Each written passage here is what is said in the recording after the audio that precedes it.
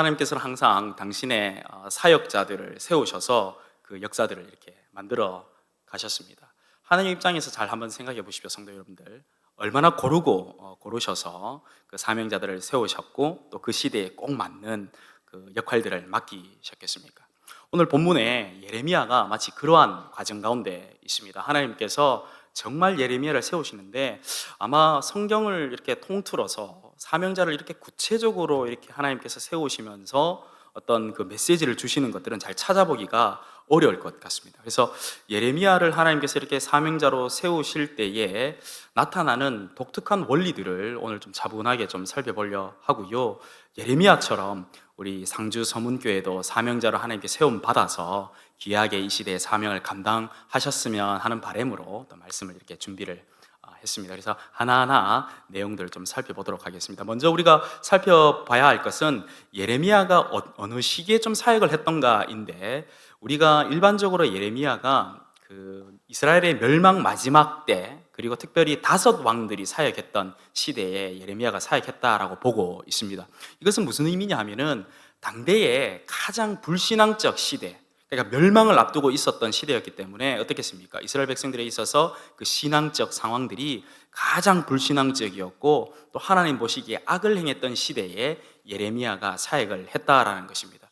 그래서 우리 성도 여러분들 잘 아시겠지만 예레미야 전체적인 내용들 보시면 얼마나 예레미야가 고초도 당하고 힘들게 사역했습니까? 그죠? 그래서 그런 맥락 가운데 하나님께서 예레미야라는 사람을 이렇게 세우셨다라는 것이고요. 그때 독특하게 하나님께서 이렇게 사명자를 세우실 때 몇 가지 나타나는 원리들을 우리가 좀 한번 살펴보도록 하겠습니다. 첫 번째로 하나님께서 사명자를 세우실 때는 하나님의 절대적인 주권으로 직접 세우신다는 겁니다. 하나님께서 사명자를 이렇게 세우실 때는 하나님의 절대적인 주권으로 그가 직접 세우신다는 건데, 오늘 말씀 본문 우리 1장 4절과 5절 우리 다 같이 한번 읽어볼까요? 4절과 5절입니다. 시작. 여호와의 말씀이 내게 임하니라. 이르시되 내가 너를 모태에 짓기 전에 너를 알았고 네가 배에서 나오기 전에 너를 성별하였고 너를 여러 나라의 선지자로 세웠노라 하시기로입니다. 5절에 보시면 하나님께서 굉장히 강력한 말씀을 예레미야에게 하시는데, 내가 너를 어떻게 합니까? 알았고, 또 내가 너를 어떻게 합니까? 성별하였고, 또 그 다음 어떻습니까? 내가 너를 선지자로 세웠노라 라고 이야기하고 있습니다. 내가 너를 알았고, 내가 구별하여 성별하였고, 내가 너를 세웠노라인데, 이 내용은 단순하게 하나님이 예레미야의 성격이나 상황이나 내용들을 알았다라는 수준이 아니라 쉽게 얘기하면 이런 겁니다. 하나님께서 창세 전부터 이때를 위해서 예레미야를 향한 계획과 섭리와 뜻들을 가지고 나가셨다 이 말입니다. 그런 의미에서 예레미야를 이때 사용하기 위해서 알았고, 이때 사용하기 위해서 따로 구별하였고, 이때 정말로 예레미야를 세웠다라는 것입니다. 이스라엘 멸망 때에 5 왕들이 통치하였던 그 가장 악한 시대에 예레미야를 이렇게 세워 나갔던 것입니다. 우리 서문교회 같은 경우에는 역사와 전통이 있기 때문에 제가 퀴즈 한번 내도록 하겠습니다. 예레미야의 별명이 무엇입니까, 성도 여러분들? 야, 성가대 역시 눈물의 선지자죠, 그죠? 눈물의 선지자인데 예레미야의 사역이 그러면 힘들었단 말입니까? 쉬웠단 말입니까? 힘들었단 말입니다. 우리 성도 여러분들 잘 아시다시피 예레미야가 어떻습니까? 거짓 선지자로 오해도 받기도 하고 온갖 고초도 받고, 그죠? 그리고 살해의 유혹도 받고, 또 심지어는 하나님께서 예레미야에게 강력한 어떤 퍼포먼스적인 사역들을 맡기셨기 때문에 그가 너무 힘들었던 것입니다. 또 그리고 그가 마지막 때에 사역했기 때문에 그가 하나님을 향한 회개의 말씀을 선포하면서 하나님 마음을 담고 있었기 때문에 그가 눈물의 선지자로 불릴 만큼 힘들게 사역하였던 것입니다. 그런데 예레미야가 어떻습니까? 이 그의 사역을 끝까지 사역을 감당했습니까? 아니면 포기했습니까? 감당해 나갔던 것입니다. 하나님께서 그를 향한 계획들 앞에 그가 담대하게 마음을 먹으면서 나아갔는데, 그 담대하게 마음을 먹을 수 있었던 이유가 바로 이 첫 번째 원리인 하나님께서 직접 주권적으로 세웠다는 원리가 그에게 적용되어졌기 때문입니다. 성도 여러분들, 예레미야 입장에서 한번 생각해 보십시오. 예레미야 입장에서 하나님이 나를 세웠다, 하나님이 나를 사명자로 사용하신다라는 것을 예레미야가 깨닫게 되어졌을 때에 예레미야의 마음 가운데는 자연스럽게 담대한 마음이 생겼을 것입니다. 왜냐하면 이 사역을 시작한 것도 내가 아니고 이 사역을 만들어 가시는 것도 내가 아니고 하나님께서 만들어 가시고 시작하시기 때문에 하나님이 끝까지 책임져 주실 것이라는 담대한 마음이 예레미야 마음 가운데 자연스럽게 들었던 것입니다. 그렇기 때문에 예레미야가 그 사역을 눈물의 선지자로 불릴 만큼 힘들고 어려웠지만 사역을 포기하지 않고 사역을 끝까지 감당할 수 있었던 것입니다. 하나님의 절대적인 주권 앞에 하나님이 절대적으로 사명자를 세우신다라는 그 놀라운 섭리 가운데 예레미야가 담대한 마음을 먹고 사역해 나갔던 것입니다. 사랑하는 우리 상주 서문교회 성도 여러분들, 사역은요, 또 우리가 하나님 아버지 앞에 나아가는 여러 섬김은요, 내가 하고 싶다라고 해서 할 수 있는 것이 아닙니다. 직분도 사역도 내가 하고 싶다고 해서, 또 내가 원치 않는다고 해서 하는 것이 아니라 하나님의 절대적인 주권으로 그가 세우시면 끝까지 감당해 나갈 줄 믿습니다. 여러분들을 하나님께서 상주 서문교회로 불러주셨습니다. 하나님의 절대적인 주권으로 하나님께서 불러주신 것입니다. 하나님이 여러분들을 상주 서문교회로 불러주셨으니, 또 맡겨주셨으니 끝까지 책임져 주실 줄 믿습니다. 우리 교육위원회 사역도 마찬가지입니다. 힘들고 어렵지만 또 다음 세대 사역이 쉽지 않습니다. 하지만은 하나님이 시작하셨으니 하나님이 책임져 주실 줄 믿습니다. 하나님이 상주 서문교회를 향한 다음 세대들을 세우시고 만들어 가시고 계획을 잡고 계시기 때문에 그 사역들을 하나님께서 만들어 가실 줄 믿습니다. 그래서 여러분들 볼 때에 힘들고 어렵지만 사역은 우리의 힘과 능력으로 하는 것이 아니라 하나님의 절대적인 주권 아래에서 사명을 감당해 나가는 것이기 때문에 여러분들은 하나님이 시작하셨다, 하나님이 우리 상주 서문교회를 시작하시고 상주 서문교회 다음 세대들을 시작하셨으니 절대적인 주권 앞에서 우리는 믿고 나아간다면 하나님이 끝까지 책임져 주시겠다라는 담대한 마음을 먹고 힘있게 사역하시는 모든 성도들 되길 주의 이름으로 축복합니다. 두 번째로 하나님께서 사명자들을 세우실 때 어떻게 세우시냐면요, 하나님께서는 믿음의 관점을 그 사명자에게 요청하신다는 겁니다. 하나님께서는 그의 절대적인 주권으로 그를 끝까지 책임져 주실 뿐만 아니라 그에게, 또 사명자를 세울 그에게 믿음의 관점을 요청하시는 것입니다. 오늘 본문 우리 말씀 6절과 7절인데요. 우리 6절과 7절 우리 다 같이 한번 읽어볼까요? 시작. 내가 이르되 슬프도소이다 주 여호와여 보소서 나는 아이라 말할 줄을 알지 못하나이다 하니 여호와께서 내게 이르시되 너는 아이라 말하지 말고 내가 너를 누구에게 보내든지 너는 가며 내가 네게 무엇을 명령하든지 너는 말할지니라. 아멘. 하나님께서 절대적인 주권으로 예레미야를 알았고 또 선별하였고 세웠습니다. 그런데 안타깝게도 예레미야는 그 하나님의 절대적인 부르심과 그 사명 앞에 믿음으로 나아가지 못했던 거예요. 불신앙으로 나가게 되는데 그게 6절입니다. 6절 한번 보십시오. 예레미야가 이렇게 이야기합니다. 하나님의 그 부르심 앞에 내가 이르되 슬프도소이다 주 여호와여 보소서 나는 아이라 말할 줄을 알지 못합니다 라고 이야기하고 있는 겁니다. 성도 여러분, 쉽게 이런 겁니다. 우리로 쉽게 이야기해, 우리 경상도 사투리로 쉽게 풀어내면 하나님 와 이러십니까? 나는 아이이기 때문에 할 수 없다니까요. 사명을 감당할 수 없는데 내게 왜 이런 것을 맡깁니까? 나는 못합니다 라고 이야기하고 있는 겁니다. 그런데 그 예레미야의 그 불신앙 앞에 하나님이 얼마나 답답하셨으면 7절 보십시오. 여호와께서 내게 이르시되 너는 아이라 말하지 마라 라고 이야기하잖아요. 예레미야가 썼던 그 아이라는 단어를 그대로 코테이션해서 쓰고 있습니다. 여러분들 왜 가정생활 또 부부생활 이렇게 해나가실 때 한 번씩 우리 집사님들, 권사님들, 장로님들 부부싸움 하실 때 있죠? 없습니까? 제가 얼마 전에 저희 그 수업을 좀 늦게 마치고 대학원 수업을 하고 좀 늦게 집에 갔습니다. 한 9시쯤 집에 도착해서 제가 그때 저녁을 못 먹었었거든요. 저녁을 못 먹어가지고 제가 담대하게 집사람한테 내가 저녁을 못 먹었으니 밥을 좀 차려달라 이야기했습니다. 9시쯤에. 그랬더니 또 감사하게 또 우리 집사람이 뭐 특별히 말을 안 하고 이렇게 된장찌개를 이렇게 맛있게 끓여가지고 이렇게 준비를 해주더라고요. 그래서 제가 아무 말 안 하고 제가 넘어갔었어야 되는데 된장찌개를 한 술 딱 떴는데 된장찌개가 좀 짠 거예요. 짜가지고 제가 그냥 넘어갔었어야 되는데 여보 된장찌개가 좀 짜다라고 제가 이야기했어요. 실제로 조금 짰습니다. 큰일 날 뻔했습니다, 진짜로.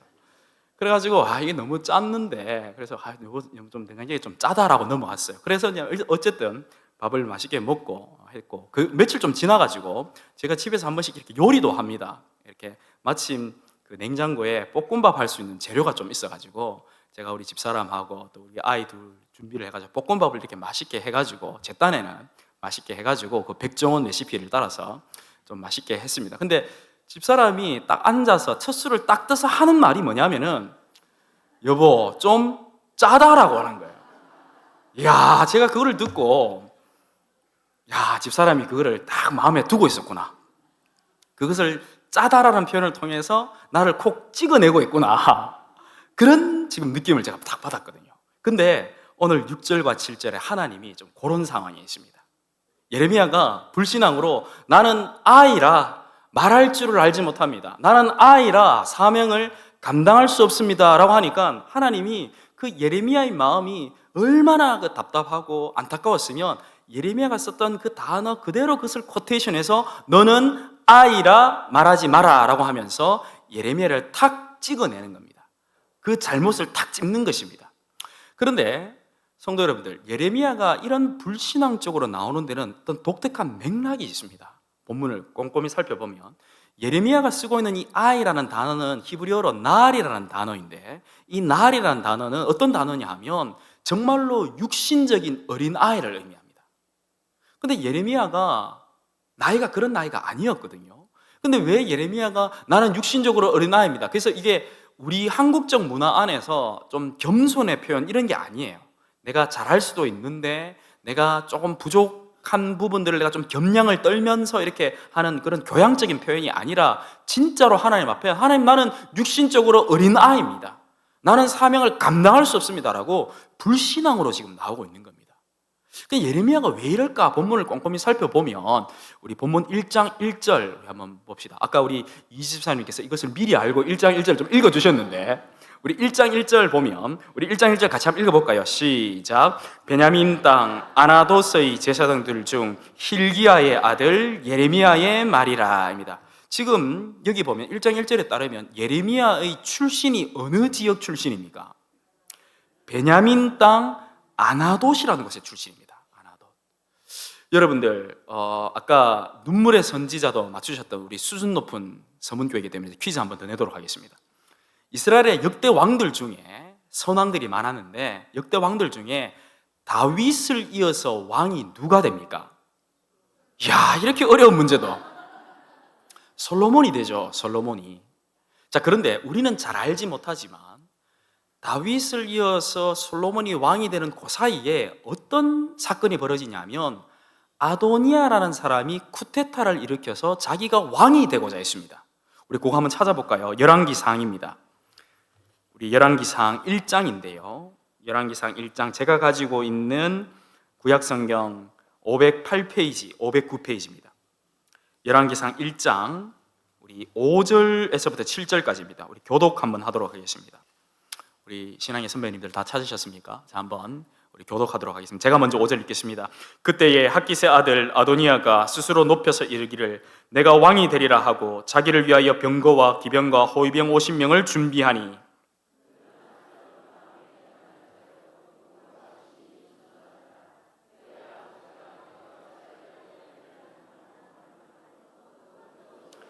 우리 7절 다 같이요. 아도니아가 수레의 아들 요압과 제사장 아비아달과 모이하니 그들이 따르고 도우나입니다. 5절 보시면, 5절 말미 보시면 실제로 아도니아가 내가 왕이 되리라 하면서 어떻습니까? 군사를 일으킵니다.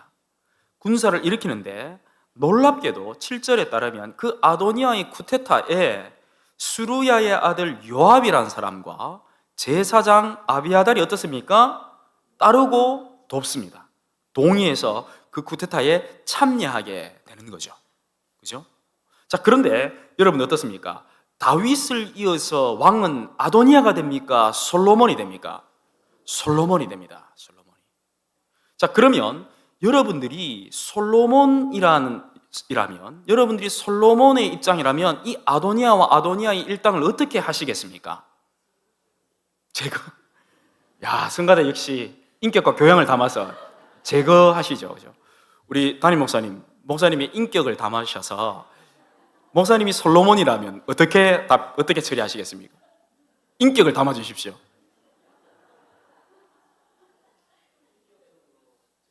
제가 예, 인격적으로 제거하는데 실제로 솔로몬은 제거 수준이 아니라 완전히 막 쳐 죽입니다. 쳐 죽이는데 실제로 솔로몬은 확실하게 처단합니다. 확실하게 제거하는데 우리 2장 한번 볼까요? 열왕기상 2장.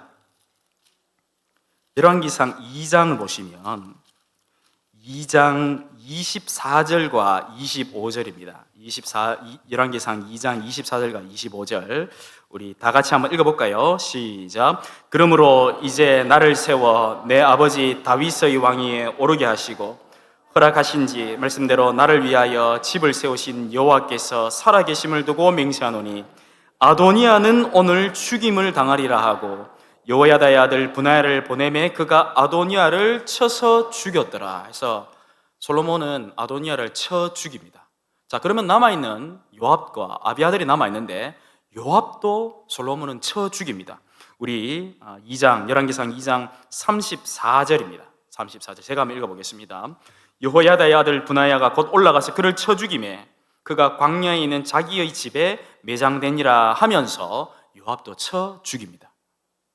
아까 여러분들께서 말씀해 주신 것처럼 인격적으로 제거를 했습니다. 이게 인격적으로 제거한다는 게 내가 어떤 건지 잘 모르겠지만은 쳐 죽입니다. 자, 그러면 남아있는 게 제사장 아비아달이 남아있는데 놀랍게도 솔로몬은 제사장 아비아달에게는 은혜와 자비를 베풉니다.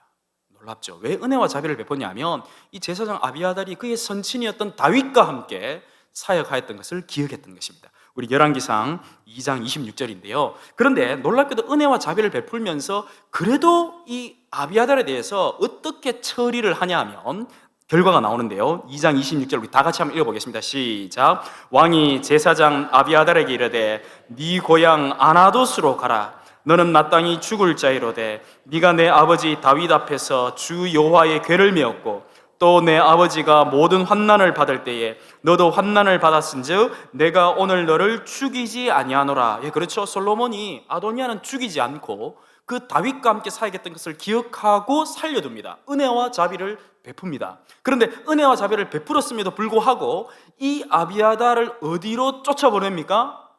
아나돗으로 쫓아보내는 것입니다.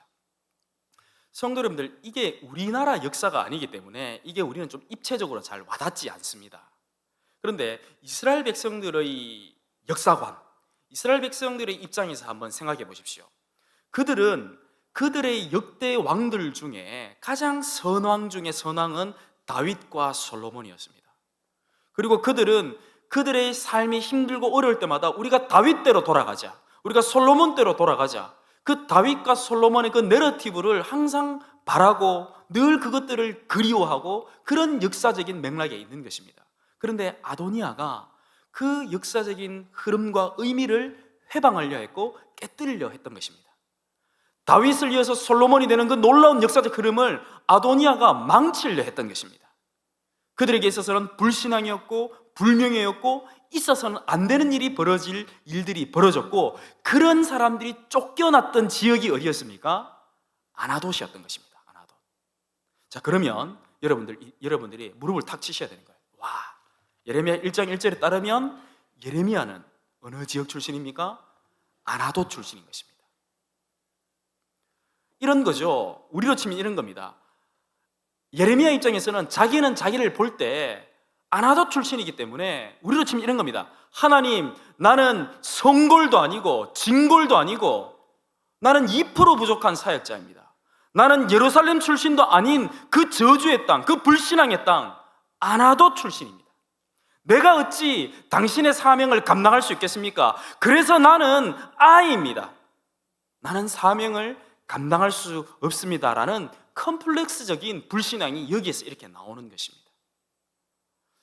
사랑하는 우리 상주 서문교회 성도 여러분들, 또 우리 교회 교육을 담당하고 있는 우리 교육국, 우리 교사 여러분들, 하나님 아버지 앞에 하나님께서 여러분들에게 사명을 맡기시고 여러분들에게 정말로 비전도 주시는데, 하나님, 나는 아이입니다. 나는 아나돗 출신입니다. 나는 많이 배우지 못했습니다. 많이 가지지 못했습니다. 나는 이 교회에서 오래 출석도 못했습니다. 나는 집사입니다. 나는 권사입니다. 나는 장로입니다. 나는 사명자도 아닙니다. 이래서 안 되고 저래서 안 되고 나는 사명을 감당할 수 없습니다. 나는 아이입니다의 고백이 아나돗의 관점을 가진 이 예레미야의 모습이 우리의 모습 아니냐라는 거죠. 사랑하는 성도 여러분들, 하나님 앞에 사명을 맡기실 때, 하나님께서 맡기실 때 아멘으로 순종하시길 주의 이름으로 축복합니다. 실제로 하나님께서 이 예레미야에게 믿음의 관점을 요청하시는데요, 얼마나 대단하냐면요, 우리 8절 한번 보십시오. 우리 예레미야 1장 8절입니다. 우리 다 같이 한번 읽어볼까요? 예레미야 1장 8절입니다. 시작. 너는 그들 때문에 두려워하지 말라. 내가 너와 함께하여 너를 구원하리라. 나 여호와의 말이니라 하시고. 할렐루야. 하나님께서 예레미야에게 믿음의 관점을 요청하시잖아요. 내가 너와 함께하겠다. 내가 너를 구원해 주겠다.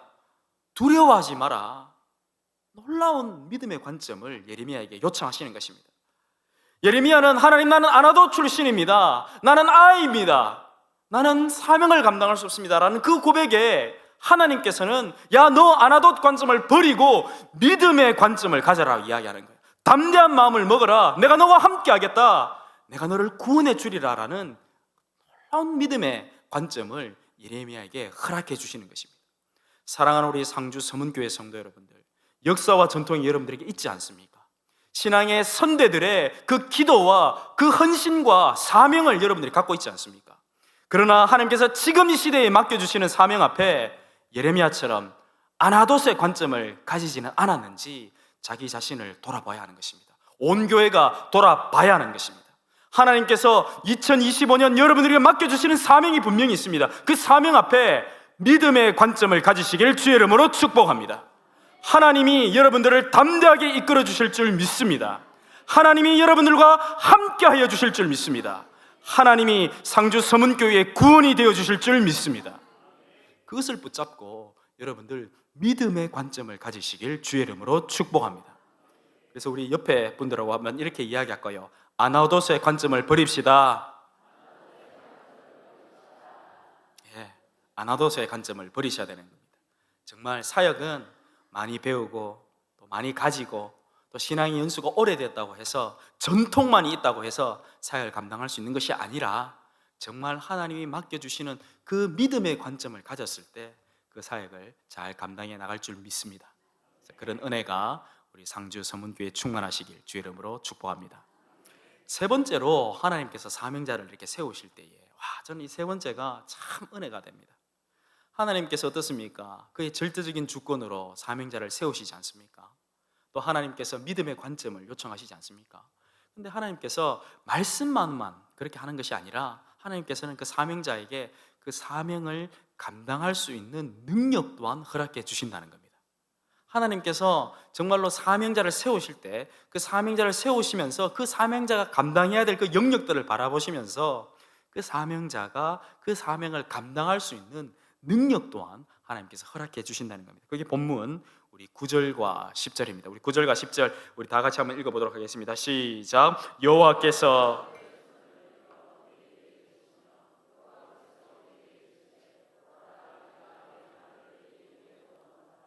보라, 내가 오늘 너를 여러 나라와 여러 왕국 위에 세워 네가 그것들을 뽑고 파괴하며 파멸하고 넘어뜨리며 건설하고 심게 하였느니라 하시니라입니다. 우리가 구약의 세계관 또 구약의 어떤 사역자들을 대표하는 두 사람 인물이 있는데 첫 번째가 이제 이사야입니다. 그리고 두 번째가 오늘 우리가 보고 있는 예레미야입니다. 구약의 세계관에서 하나님이 인간을 만나면 그 인간은 어떻게 됩니까? 우리 임마누엘 성가대 사람이 하나님을 만나면 구약시대에 어떻게 됩니까? 죽죠, 그죠? 죽죠. 근데 9절 보십시오. 재미있게도 여호와께서 그의 손을 내밀어 내 입에 대어 주시며 놀라운 역사가 나타납니다. 하나님이 손을 내밀어서 예레미야 입에 대어 주시는 거예요. 원래 같으면 예레미야는 죽어야 됩니다. 이런 상황 같으면 그 하나님의 그 영광 앞에 그 정말로 참악을 볼 수 없는 존재이기 때문에 정말로 죽은 자처럼 쓰러져 있든지 죽어야 되는 거예요, 정말로. 그런데 하나님께서 예레미야가 얼마나 답답하셨으면 예레미야에게 확실한 증거를 보여주시는데 그의 손을 내밀어서 예레미야 입에 대어주시는 거예요. 그런데 우리가 지금 관심 있게 보고자 하는 것은 입에 대시면서 9절 하반절 보십시오. 여호와께서 내게 이르시되 보라 내가 내 말을 너의 입에 두었노라 라고 이야기하는 거예요. 하나님의 능력의 말씀을 예레미야의 입술에 넣어주신 거예요. 왜냐하면 예레미야는 앞서도 제가 말씀드렸지 않습니까? 그 마지막 때에 그 가장 타락한 5 왕들이 사역했던 그 시대에 예레미야는 회개의 말씀을 선포해야 됐기 때문입니다. 그래서 백성들이 하나님께로 회개하고 돌아오고 신앙으로 나아가게끔 만들어야 할 사역자이기 때문에 그의 사역에 있어서 핵심적인 그 모습은 뭐냐면 말씀을 선포하는 것이었습니다. 복음을 전하는 것이었던 것입니다. 그렇기 때문에 하나님께서 예레미야의 입술에 예레미야가 가장 필요한 역량과 능력이었던 말씀을 그의 입에 두셨던 것입니다. 사랑하는 성도 여러분들, 사역은요 우리의 힘과 능력으로 하는 것이 아닙니다.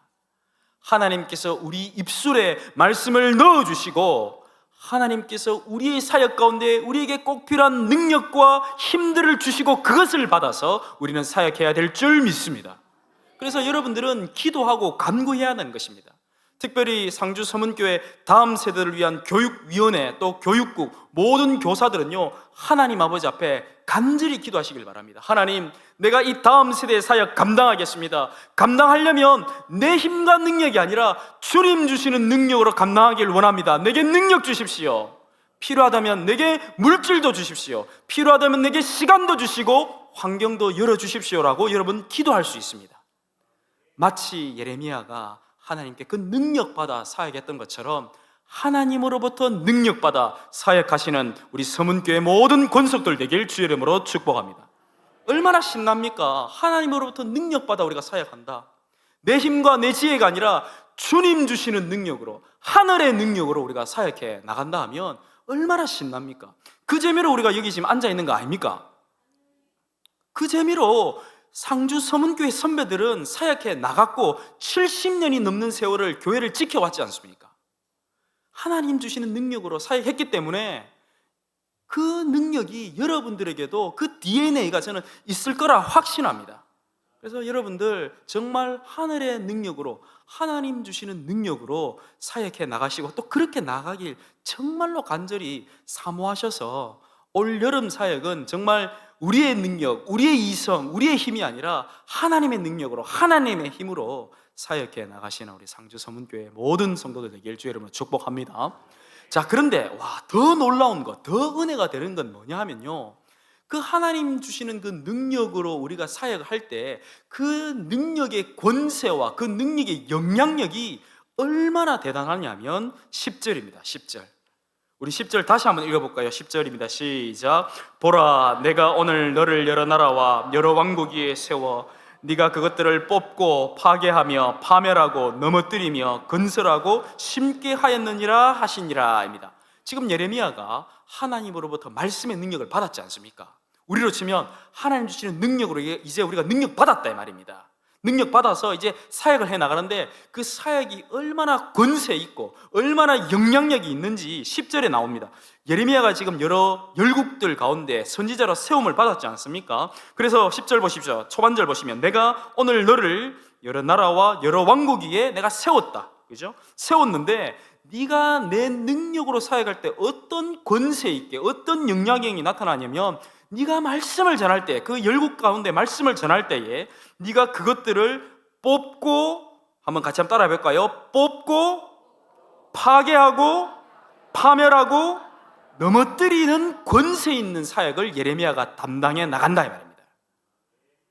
잘 생각해 보십시오. 예레미야는 가장 악한 시대에 사역을 했습니다. 그 불신앙들, 그 어그러진 것들을 바로 잡아야 했을 것입니다. 모든 악하였던 것들, 모든 불신앙적 것들, 모든 어그러뜨린 것들 어떻습니까? 뽑아야 됐고 파괴해야 됐고 파멸시켜야 됐고 넘어뜨리는 과정들을 거쳐야 됐던 것입니다. 예레미야가 그들에게 야 너희들 잘못되었어, 그거 하나님 아버지 앞에 옳은 것이 아니야 라는 회개의 선포들을 만들어 가야 되기 때문에 그 백성들은 그것들을 보고 그들에게 있어서 모든 불신앙적들을 뽑아버리고 파괴하고 파멸하고 넘어뜨리는, 쉽게 이야기하면 성결의 과정, 정말로 회개하는, 그래서 깨끗하게 그 과정들을 만드는 사역들이 먼저 이루어질 필요가 있었다는 것입니다. 상주 서문교회가 이 지역사회 가운데 하나님의 능력을 받아서 말씀을 선포하고 전도하고 사역을 감당해 나갈 때 이 지역사회의 모든 어그러지는 것들이, 모든 불신앙적인 것들이 뽑혀지는 역사가, 파괴되는 역사가, 파멸되는 역사가, 넘어뜨리는 역사가 나타나시길 주의 이름으로 축복합니다. 여러분들이 말씀을 전할 때 이 지역사회의 모든 우상들이 무너지길 바랍니다. 여러분들이 사역해 나갈 때에 불신앙적 모든 것들이 싸그리 없어지길 축복합니다. 그런 은혜들이 여러분들 가운데, 역사 가운데 나타난다 이 말입니다. 여러분 한번 상상해 보십시오. 여러분들의 사역 가운데 이런 놀라운 역사가 나타나야 되지 않겠습니까? 왜 우리는 잘 되는 교회, 성장하는 교회, 부흥하는 교회 부러워만 해야 합니까? 우리의 사역 가운데 권세와 우리의 사역 가운데 역사가 나타나고 우리의 사역으로 말미암아 부흥이 일어나는 부흥의 주인공이 우리가 되어야 되지 않겠습니까? 그 부흥의 역사적 시작점이, 그 변화의 시작점이 이번 여름 사역부터 시작되길 주의 이름으로 축복합니다.